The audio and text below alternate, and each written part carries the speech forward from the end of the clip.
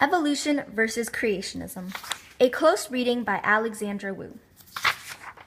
John Hall Gladstone was a British chemist who was a member of the Royal Society, which is an organization that is a learned society for science. He served as the first president for the Physical Society, and he was also the president of the Chemical Society. He was also an active member and worked with the Young Men's Christian Association, which was founded by George Williams. This speech that John Gladstone made was on behalf of the Christian Evidence Society and was later turned into his book in 1872. The purpose of this book was to deny Charles Darwin's theory of evolution. However, Gladstone made it clear that not all science was wrong and could be discredited by the Bible. In fact, he uses examples where science backs up the Bible stories. However, he states that the idea of evolution is simply false. Now on to text. Here is a direct quote from the source. The problem of the method of creation is a grand one, and modern science lures us on with the hope of a solution. At present, we are in the early stage of crude guesses, or at best, of partial glimpses. Yet, whatever further insight may be gained, we may rest assured that the Christian will continue to exclaim as the psalmist did when reviewing the animate world.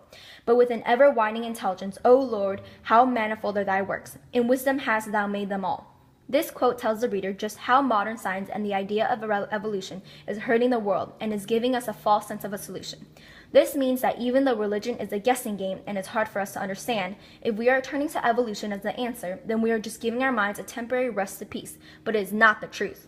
He blatantly calls this theory of evolution out and calls it a lie. Now onto the second direct quote.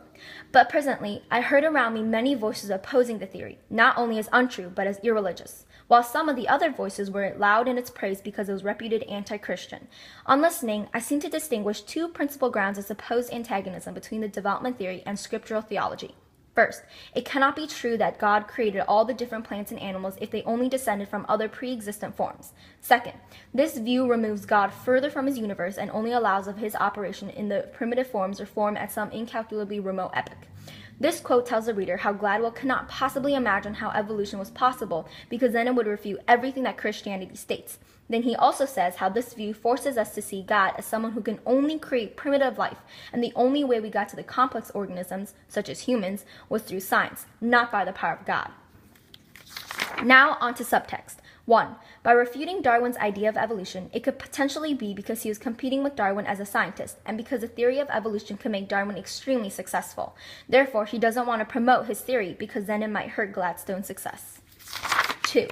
On October 5th of 1860, there was the Druze-Maronite conflict in Syria, which led to a massacre of Christians. Therefore, after recent attacks and massacres on the Christian population after Darwin's book came out, Gladstone might have been trying to persuade the community that Christianity is necessary and good, and to prevent any more massacres of Christians by saying that we are only here and alive because of God.